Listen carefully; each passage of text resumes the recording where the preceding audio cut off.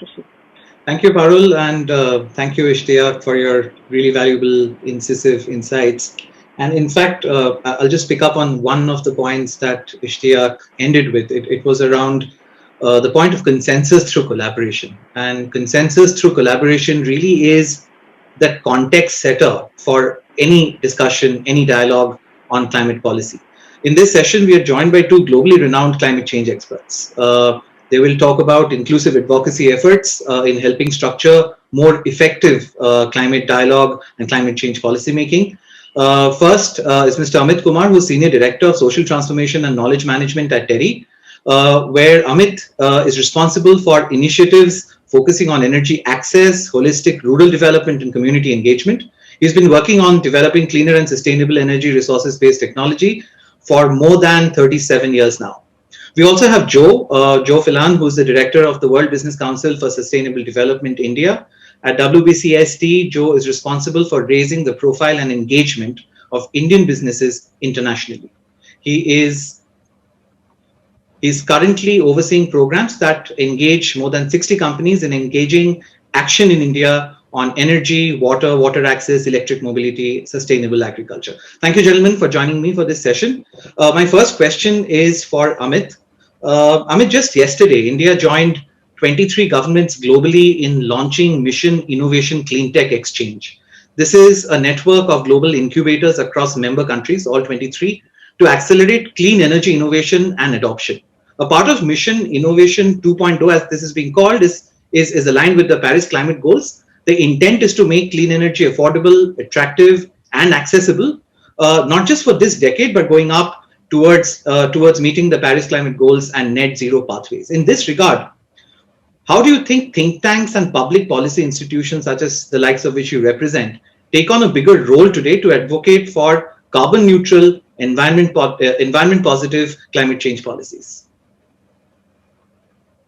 Thank you, Saptarishi. First of all, thanks for inviting me to this Chai Talk 2021.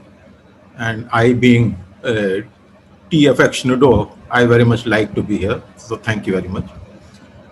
Now, you raised very important question about role of think tanks in bringing about the kind of changes that we have been talking about. And I would actually pick up from the earlier session which talked about collaboration.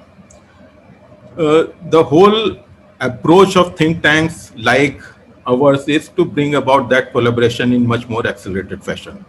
The point is that the climate change being such a complex topic, we have to work at multiple levels. At one level, we have to make sure that people or the segment that are going to be impacted by climate change actually understand as to what kind of impact are potentially there for them. And at totally different level, we also need to see that what are the kind of solutions could be there. So the analysis and identification of those solutions and to understand what could be concerns and limitation for stakeholders that are going to be utilizing those solutions has to be taken into account. And in these stakeholders, I also bring in governments, because government themselves also have certain kind of limitation at point of times, including the fact that most of the politicians, their time horizon would be not more than 5 years, whereas what we are talking about is going to take impact as well as the solution ages, so to say.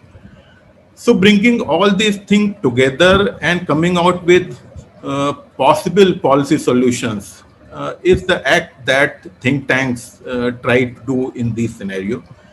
And you would be surprised that the most effective role that think tanks like us are providing is by way of private briefings and inputs to government bodies and government ministries. It's not always in open forum. The point being that until unless we are able to bring everyone together through the effort, and that's where our credibility comes into fore, that we are yes able to convene the kind of stakeholders that are required to be there. So that's the major thing that we do as think tank. And as the problem becoming more urgent, problem becoming more and more complex, our role also is enlarging accordingly. No, absolutely. And thank you for bringing that up, Amit. 3 points that you really mentioned: impact analysis and coming up co-working solutions through collaboration, which, and of course, private briefings with the government and other stakeholders become a part of that larger ambit of deployment, which brings me to a question really for Joe. If Amit starts on the element of collaboration of impact analysis and solutions, uh, as WBCSD and representing the organization, Joe, how do you think advocacy groups can really help create sustainable financing ecosystems to assist power generators to reduce dependencies on fossil fuels? And the truth be told, India is still dependent on about 70% of its energy requirement from fossil fuels. And how do you really tip this over? And how do advocacy groups really help in creating those financing ecosystems and models in bringing that transition to clean energy about? Thank you very much. And thanks to Weber Shandwick for today. And it's a pleasure to be on this panel with Mr. Amit from TERI. I mean, I think that the important issue here is something that Ishtiaq mentioned earlier, which is about understanding. So India's power sector is the subject of global discussion, and India's heavy industry is the focus of a lot of debate around the world about what should be done. And I think the biggest role, the most important action that can be taken is to improve understanding domestically, internationally, and with the financial markets about what the risk return picture is, what the level of investment in current assets is, what the business models, existing business models are, and where the obviously where the challenges are in switching to cleaner power sources, but more importantly, where the opportunities are. So I think there's a big information gap between in India's power generators, both pure play power generators and those large scale heavy industries that are generating a lot of their own power, and the kind of global markets who want to be part of funding a transition but aren't necessarily connected in and understanding enough. I think it's very important that companies themselves, business leaders themselves, learn from each other in terms of what investments are making the best returns most quickly, what technologies can be applied in the Indian context. And I think again, a point that Ishtiaq made about the importance of data. So, strong emphasis on data collection and monitoring, of risk assessment methodologies and transparent reporting mechanisms, which will help internally give clarity on the commercial case, and also externally with the broader ecosystem, building the case for investment in clean energy. Then absolutely valid there, Joe. You raised a point on financial market access, and there being an information gap between what generators really intend to achieve and what heavy industries and power consuming industries really want to do with the power or the energy that they intend to access. And here is really that important sweet spot of finding the right tools to be deployed, access to the right financial markets. In this, of course, the overarching issue that India faces is really about the consumer, and hence it is about power to all. My question to Amit in this regard is, you've been working in sustainable development at TERI for close to 4 decades now. Can off-grid alternatives and off-grid alternatives possibly have a bit of a breadth in understanding and connecting the divide between what Joe just referred to about accessing financial markets and large generators? But do off-grid solutions that are renewable energy powered, microgrids in that construct, can they become more effective and economical solutions for last mile electrification in meeting the larger sustainable energy for all sort of a goal? So Saptarishi, first of all, I would like to discount this old term of off-grid with almost 100% electrification in India, where at least infrastructure has reached most of the corners. Whether or not supply has reached, that's a different point. So I would term that more as decentralized renewable energy solution rather than off-grid, because as I see in time to come, we are going to have for last mile connectivity and for small load centers, such kind of decentralized systems that are based on solar or wind, most likely on solar or in biomass in our country, that are connected with grid, but then they are localized, they take care of their local needs. So this is something I definitely see that they are going to be there. Only prerequisite is that unlike mini grids of vintage, these decentralized systems have to supply grid quality electricity because that's what the expectation is. And this supply has to be on demand. It cannot be that we are going to supply electricity for 5 hours in the night and that kind of thing. So that means uh, RE-based decentralized systems coupled with grid or coupled with energy storage are going to be the things.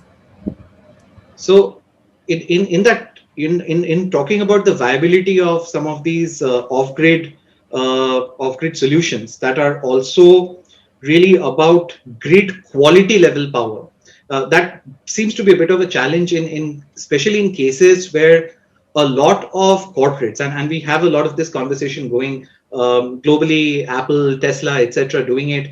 Even in the South Asian or Southeast Asian region, Samsung is looking at it. Even in India, many large corporates are looking at distributed generation models, off-grid generation models, and microgrids. In terms of, therefore, meeting some of these corporate goals towards, sustainable energy, my question to Joe is, water becomes a very important natural resource to be borne in mind when companies intend to align with larger climate goals from the SDGs point of view. So how do Indian corporates, using their CSR programs or other concurrent corporate affairs programs, become force multipliers and safeguard water quality issues along with the power requirements that they have? So, water is top of mind for every company in India, irrespective of size and sector.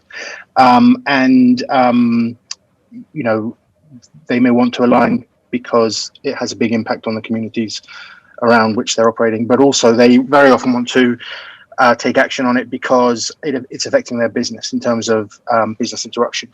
And we've been working with companies on water in India for almost 10 years now.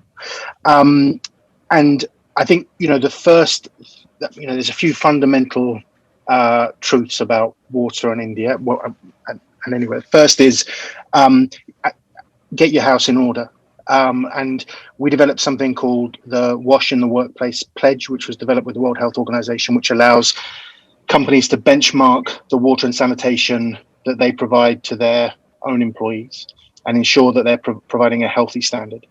And I think that's, an absolute must before you begin in any kind of advocacy on anything. Make sure your own house is in order, and the Wash Pledge helps you do that. I think in terms of there's a lot more on water, but I think that whilst industry uses between 5 and 10% of water in India, it has a really big role to play, not least because lately it's at the end of the queue when water is short, and that's how it should be. Homes and farmers should get it first. So it's imperative that industry works to support people upstream and make sure they have enough water. What we've found is that the biggest impact that can be had on water availability is on interventions on the demand side. So it's important to make interventions on slowing down water flow through watersheds, more harvesting, and all those things are very important. But by far the biggest impact is helping farmers reduce their water use by right cropping. There's all kinds of farming practices you can use to reduce the amount of water that you use, and that's essential, and that will give you the biggest water return for money spent by far. And Joe, you're essentially talking about water sustainable water deployment. You're talking about WASH initiatives, and a lot of people here on the seminar today represent their corporate affairs, CSR, and communication functions. And I'm sure that some of them would be willing to understand, how do they access some of these programs that you run? How is it that some of them can be leveraged within the existing ambit of the programs that they also can concurrently run as Sure. corporate entities. So what would you advise the communicator Sure. or the policy representative here? Sure. And take this opportunity to request viewers to please put in their questions on the chat box on the right. Yeah. Please go on. Sure. So, water is the issue that translates global challenges to the most local of contexts, and wherever you're operating, understand the water situation, and you'll be feeling pressure, I'm sure. We've created something called the India Water Tool, and it's simply indiawatertool.in. And it's the result of what you might call a public affairs exercise.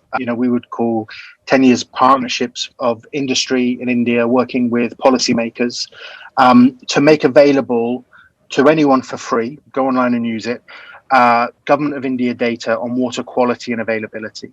So what you can do on that tool is put in your location, and it will show you up-to-date data from the government on groundwater quality and availability, and it will show it to you on a water basin to quite a granular level, also on a political, so block and taluka level, so either geographical or political level of granularity.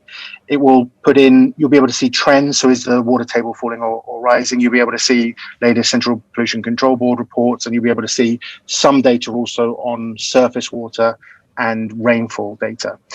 But crucially, what that will do, as well as telling you what the nature of the risks is in the market where you are, it will also be able to define for you the boundaries of your political and geographical watershed, and then you can understand who else is in.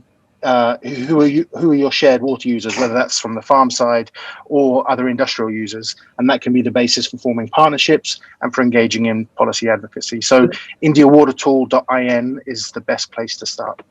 So thanks for that, Joe. But is there something that you see as WBCSD globally that Indian corporates and companies can learn from? And connected to that is really a question that I had for Amit, which is TERI also works extensively with both large enterprises and MSMEs. How do you advocate Microsoft and medium scale enterprises to balance their climate goals, because it's easier for enterprises to do so given global mileages, and especially with the MSMEs, what is it that you would advocate in terms of sustainable habitat development, water usage, or power access? But I'll come to you, Amit, right after Joe's been able to share some insight on learning from larger global experiences. Sure. Well, maybe to put it, what the companies that we work with do, and to put it in some of the terms that Ishtiaq was talking about before. I mean, the first is to understand the outside world, so to bring in what's happening in the outside world into your business and understand what the physical impacts of climate change are on your location. Also understand the societal trends that are impacting your business. Understand those, put them into your risk planning, and identify where you can make the investments that will have the biggest return, either in terms of mitigating risk or, much more importantly, winning new business, growing new markets. So I think it's as simple as that: bringing the outside world into your risk and opportunity, in your strategic planning, and making the investments accordingly. Thank you.